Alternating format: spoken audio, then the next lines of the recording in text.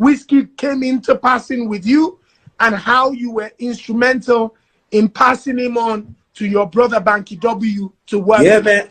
I mean, so the first thing I want to say about Wiz is that Wiz is one of those artists that you meet, and at every stage, since he said I want to be an artist, at any stage, if you met him, you know that this guy is going to blow. You know what I mean? So honestly, I feel like I had a great chance to sign Wizkid early on. I mean, Chop Boys were really hot. Banky was just building, settling in Nigeria, just building. In fact, I don't think, at the time when Wiz and I spoke, I don't think that Banky had even settled in Nigeria. I don't think he had.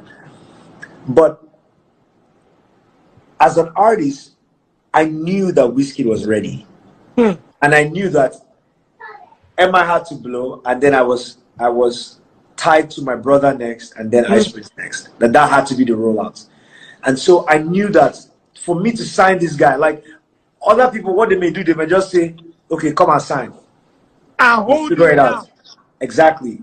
But I knew that, and I told him, and he's not the only person at that time. I told Bez too. I told Bez, go find Cobhams, wherever Cobhams is. Wow. I told a few people, you know, I was like, look, you're too big to be where you are. You know what I mean? And at the time he had a sage around him. I was like, look, you can't, like, if you come and join, you're going to be just by loyalty. You know, not by talent, but just by loyalty. It's got to be Jesse next, Ice Prince next, and you're the guy. So when Banky came, Banky was, you know, looking for talent, trying to establish. Like, Banky had the mind of an entrepreneur from the moment he arrived, right?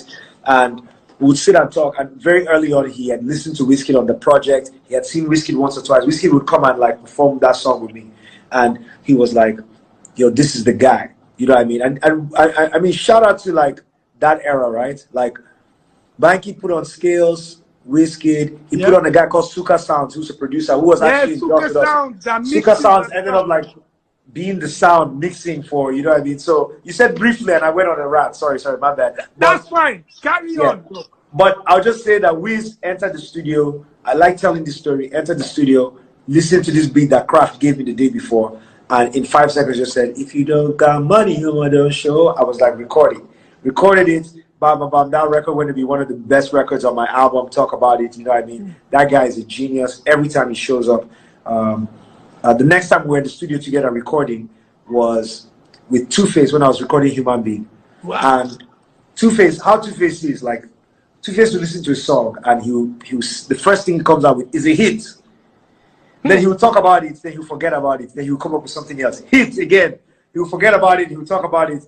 So Wiz, who had worked with him, was listening.